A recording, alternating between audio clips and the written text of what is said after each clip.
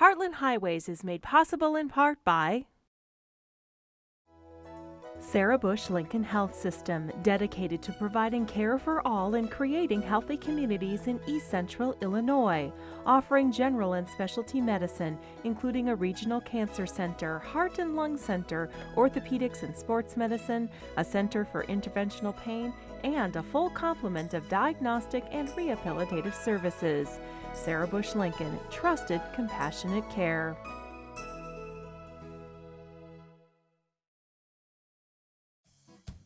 Coming up on this episode of Heartland Highways, we'll meet people with interesting occupations.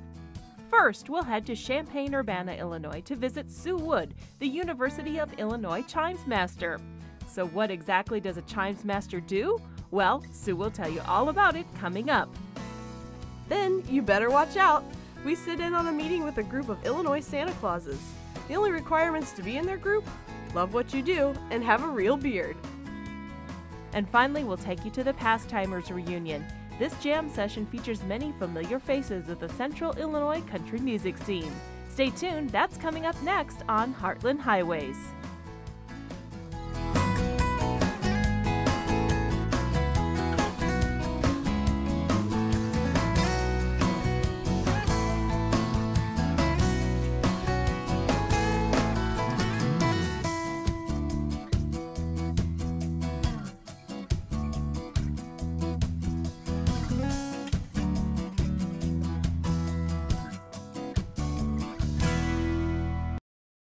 Today we're standing in front of the EIU Alumni Clock Tower on campus here in Charleston. Now, why a clock tower? Well, that's because this first story is all about chimes. For nearly a century, chimes have been heard from Altgeld Hall on the campus of the University of Illinois. Now, Sue Wood has been ringing those chimes since 1971. We got a chance to meet Sue, and she told us all about the Chimes Master position. The northeast corner of the University of Illinois is home to two longtime campus traditions. The statue of the alma mater welcoming all of her students both past and present, and Altgeld Hall, one of the oldest buildings still in use.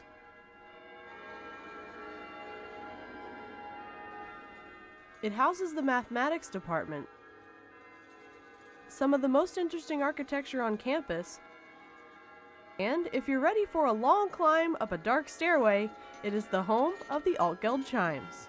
Altgeld has been here since 1897. The first part of the building, the original building, was built in just 1 year.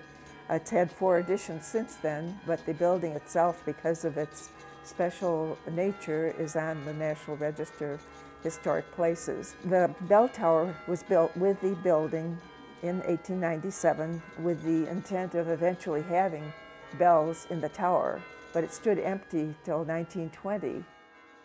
The bells became the focus of several class projects. The classes of 1914 through 1921 raised funds for 13 bells, and after prompting from the Dean of Students, funding was found for 2 more, making a total of 15. In 1971, I knew that there were bells over here because I could hear them at the university, so I came over one day and found Albert Marion, who was the Chimes Master, playing away, and I mentioned that I would like to play the bells also. The music department ran out of funding and no longer funded students to come over and play, and I said, well, I can take up the slack. And Sue Wood has been doing that ever since, performing more or less every Monday through Friday around noon, playing songs of every type. We've come up to about a total of 2,000 selections that have been transcribed to fit on the chimes here. But we have a habit of always playing Hail to the Orange, our short school song. That's been tradition for at least the last 40 years and maybe longer than that. Guests who have had a chance to visit are usually surprised by what they find up high in old Altgeld Hall. Our visitors in general come up to the door and say, oh, I thought this was all automatic, and you're standing there playing. And I usually say, well, if you hear music being played, it's somebody standing at this keyboard. Well, they're always surprised at the way the system operates because, of course, compared to modern technology, it's antiquated. And people say, well, why don't you mechanize? And we say, well, why should we? I mean, it's such a perfect system.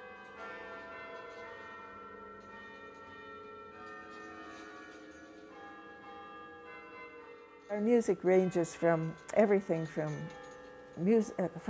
folk music from many countries, and this is something I try to do. If I can discern what the nationality of some of our visitors might be, I'll surprise them with a folk song from their country, and I'm always amazed at the response I get. There's this, "You played something, you played my song, you played," and I think, well, that's great. I hit it on the button that time. Due to their unique nature, the chimes have been challenging performers for years. Once in a while we get asked to play something special, and the one that sticks in my mind is the time I was asked to play the bells for the 1812 overture. The massed bands were on the steps of the auditorium, which is at the far end of the quad, and the band, of course, had its own chime system there, but they wanted the bells in the background at the right place. Well, my husband came up here and sat on the phone here and kept in contact with somebody at the back of the bands over there. And when it came time to play the bells, he'd say, "Okay, now," and I go, just back and forth and up and down and everywhere. And I never realized how much lactic acid buildup you get in that short period of time. And they'd say, "Okay, stop." So they'd stop, and I'd think, "Oh, well, a little bit till the next time." And by the next time, of course, everything would be calm again, and I'd start over again. Instrument being as large as it is, and the fact that you have to use downward pressure, is not a fast instrument. So if you're playing something fast, you have to really learn how to manipulate it to the point where it will respond properly. And we can play fairly fast music on here. I mentioned a while back that we had one fellow who wrote out The Flight of the Bumblebee to play on here, and he did it as a challenge, and he played it through, and he was, in quotes, dead afterwards. Tours are available, and many departments on campus have brought their guests and visitors to Altgeld to experience the concerts firsthand. But we've had them from Thailand, Korea, Germany, Turkey, Singapore, quite a number of the European countries, and Russia. And I'm not sure just what the longest distance might be, but they come from all over the world. The Altgeld chimes have been a long-honored and enjoyed tradition on the University of Illinois campus. Students have been passing between classes to the chimes ever since the 1920s. But the question remains, why did the Dean of Students in the 20s insist on 15 bells? 15 bells is what it takes to play Illinois Loyalty. Sue Wood has given thousands of concerts and has been heard by millions of people. And she has, over the years, become part of the fabric of the university's campus. But what does she enjoy most about playing one of the world's most unique instruments? Probably enjoy the anonymity most of all, because nobody knows who's up here playing. And while that doesn't excuse mistakes or anything like that, I always get a kick out of people coming up and finding, oh, there is somebody playing.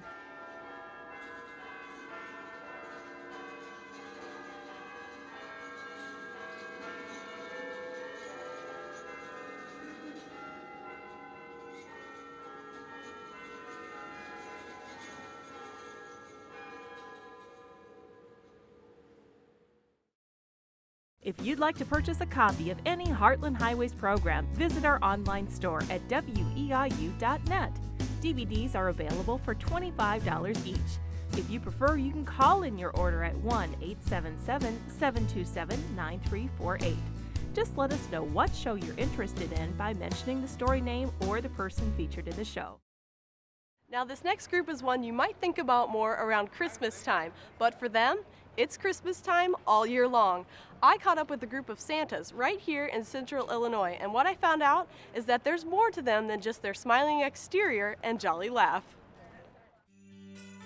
At first glance, this may look like any other group gathering, but if you look a little closer, you might start to notice that something's a little fishy.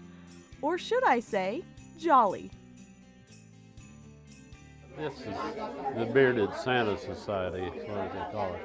And you have to have your own beard to belong. And that works out real well. I enjoy this. We get together every so often. and go out and eat, like this, and sit around and visit and talk about things that's happened to us. This particular group gets together several times a year at various places in Illinois and is actually one of several Santa groups who do so. They share stories and experiences, catch up with one another, and talk about what it means to be a Santa. I bought a Santa suit, and one Sunday after dinner, my whole family always comes to my house for Sunday dinner. And one Sunday after dinner, I snuck in the bedroom and I put on the suit. And I come walking back out, and my grandson's going to be 3 in October. And I come walking in the kitchen, he come walking around the table, and he stopped and he looked up at me, and his eyes like this, and he, Santa. And I thought, yeah, okay. I said, how are you? And he goes, I've been good. And my daughter says, Dad, he don't know you. I said, no way. I just have the jacket and the hat. I says, oh, he knows me. So I went to the bedroom. I took everything off. I come back out. He was in the living room on the couch watching TV. I walked in there. I sat down next to him. I said, Caleb, who was just here? He said, Papa Santa was just here. Some might consider this group a club, but for others... What club? The Santa Claus Club here. We're not a club. We're a family. Okay. A family of Santas. We're not related, but whenever you get a group of Santas, we're family. And yeah, you can say we're a club, but it's a Santa of giving, loving, and we love what we do. The only requirements to be in the Bearded Santa Society are that you love what you do, as Santa Kin said, and that you have, what else? A real beard, of course. No, if I could take mine off, I would, but I can't. So you keep it year-round, huh? I keep mine on year-round, and I think about everybody else does. Now, during the summer, I trim it down, but usually my beard comes down about right here. And that's about right where I want to keep it. And I have got a Mrs. Claus that takes care of it. And it's a lot of training, a lot of work. And speaking of Mrs. Claus, there are several who come to these regional get-togethers too. I've been doing this for a little over 30 years, and usually my first appearance is usually the middle of November, and we go through Christmas Eve. I think 10-15 years ago Mrs. Claus was almost unheard of, but she's getting out of the kitchen now and getting a little bit more popular. She's coming into her own, actually, I think. And Gloria is helping break Mrs. Claus out of her mold by teaching classes on her New Age image. I've been teaching classes and trying to promote Mrs. Claus as being something more than a cookie baker. And so dressing a little bit more lavishly and trying to change the image totally. But I've taught classes in Gatlinburg, Tennessee a couple of years, and just trying to change Mrs. Claus's image somewhat. For the Santas, being St. Nick is more than just a seasonal job. For most of them, it's a year-round gig. I'm a true Santa that enjoys what I'm doing. I play Santa 24/7, 365 days a year. If you see me in other colors than red, you're lucky. Many of the Santas travel regionally, and a few even nationally. One thing most of them have in common, though, is the wide variety of events they attend. They asked me to, the senior citizens group did, and so I did it that first year, and that got me ruined. I just kept doing it, and every year I get more jobs and more jobs, and I do a lot of hospitals, nursing homes, and places like that. I do those for free. I don't charge anything for going to those places. I've got people that book me a year in advance, and I'm pretty busy. I do private parties, corporate, hospitals, schools. I'm a hospice I belong to an organization called Santa America. They're right now working with the children and adults and that are handicapped, autism, and now we're starting to work with the wounded soldiers and family of our armed forces, the ones that keeps us safe. And for all of the Santas, it's not about making a living, but spreading joy in the true holiday spirit.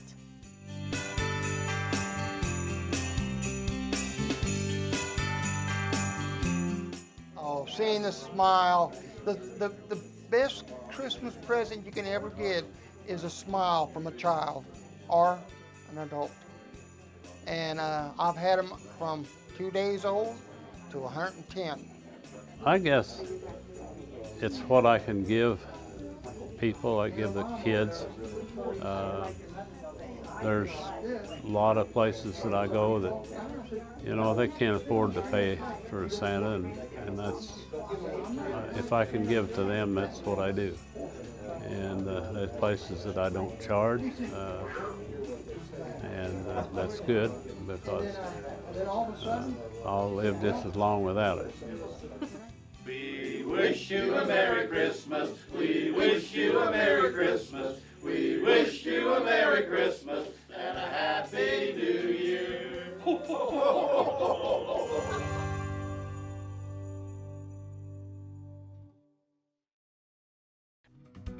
Some of our favorite adventures were ideas that came from viewers like you. If you think there's a place we should see or a person we should meet, let us know about it.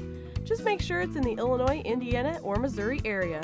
Drop us an email at heartlandhighways@weiu.net, call us at 877-PBS-WEIU, or send us a letter to 600 Lincoln Avenue, Charleston, Illinois, 61920. Like the Santa Claus Club, this next story is about people with a common interest. Back in the 50s and 60s, East Central Illinois was a hub for live country music. So whatever happened to all those musicians? Well, Kate and I had the chance to catch up with several of them at the Pastimers reunion, a jam session and get-together.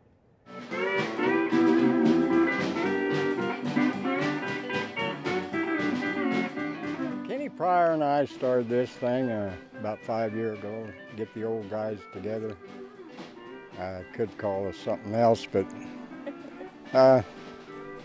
play music. We've all played around here quite a bit, around Decatur and within 50 miles. I don't know, I thought we ought to just get together, all of us, at least once a year. We've had really good turnouts. The turnout today isn't that great because it's so hot, but it generally is really a good turnout. We have it each year, and people come from Arizona and everywhere else, the musicians, to play.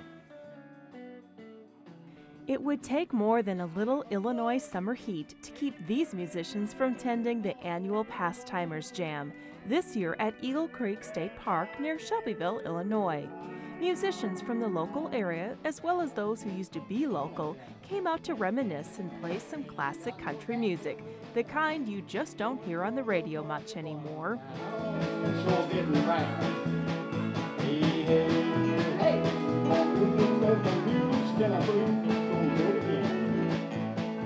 There's a lot of people in America that really like that music. They don't like this newer country stuff, these new artists they sound a lot alike, you know, but back then they had style. Everybody had a different style, you know, and it was good music, well-written music, and that's why they stayed with it, you know, and they just love it. Some of them are in their 70s and love to play more than eat even.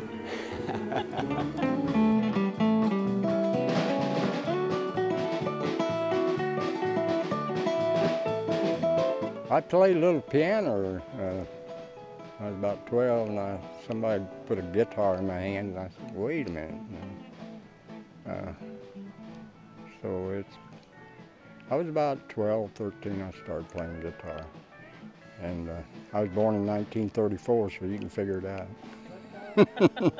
And I was with a group called Sangamon Valley Boys, and for about 12, 15 years.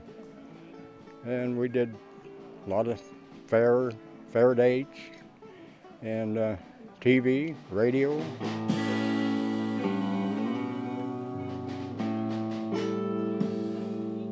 I started playing in 1962 locally, well, a place called High Point Tavern or Saloon down by Siegel.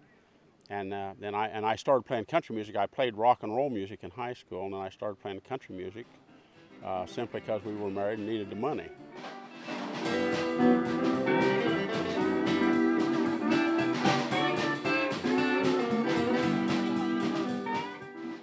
There were several from our area that went to Nashville. Dallas Shaw went, and let's see, Daryl Chapman went, Kenny Pryor went, ended up playing with Johnny Paycheck. I know that we've had a lot of people from this area play with, well, Marvin Lee, who discovered Alison Krauss, of course, and so we've had some real connections with Nashville and that. Whether they made careers out of music or just did it on the side, several are still at it today. Well, I'm still playing, and most of these guys that we're playing here today play. You know, I'm playing some with Marvin Lee. I'm playing with, we played the Moose last night in Decatur, and playing with Jim Allen, of course. And so it kind of gets in your blood, you know, and you really enjoy it. You know, it's just country music. If it's in you, you know, so. As long as I'm able to play, I'm going to play, and I know these fellas feel the same way. And there's some real professional guys. I mean, there's some guys who can really play in Central Illinois. So. Even though some of these people have never played together before or haven't for years, it doesn't take long for it all to come back.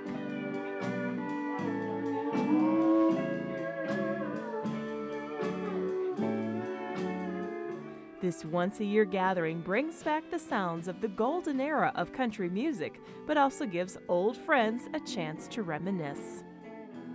Just meeting all these people. Run into people I hadn't seen for 50 or 60 years, or, yeah, 50 years at a time, and you don't even know them. And they walk up to you and, hey, we used to come out to these bars and watch us, you know. But, yeah, that's fascinating. You don't see somebody for a long time. I like best is getting to see them and visit with them some, you know, and pick a little, you know, and kind of reminisce and just have a good time, you know. It's good to see them all.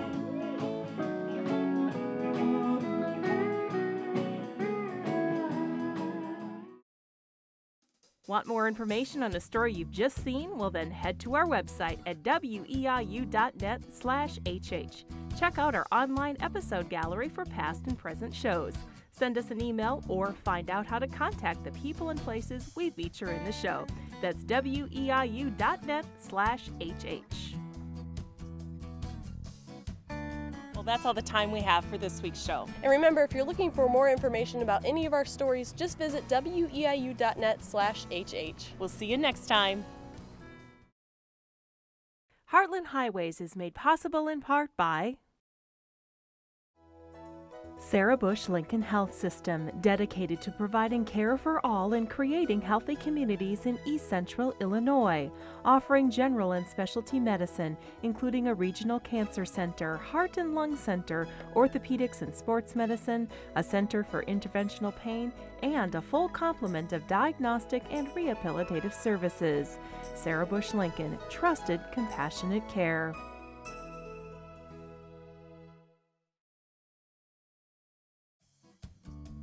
Today we're here at the, sorry, it's getting away. For nearly a century, chimes have rung out from the tower of Altgeld Hall on the campus of the University of Illinois. Now, Sue Wood has been the Chimes Master since 1971. We got to... Today we're at the EIU Alumni Clock Tower on the campus of Eastern Illinois University in Charleston. Now, why the... I don't know. I don't know. I don't know. I don't know. Okay. Now we got the truck. Anybody else want to drive by?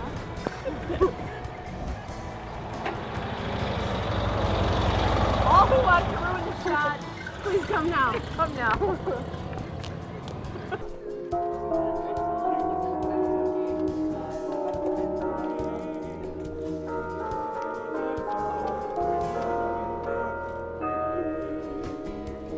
Meet up with some of them at the Pastimers reunion, an annual jam session and get-together. Red is in the bowl. Thank you. In the bowl of knowledge. Are you smarter? I was going to put the microphone there.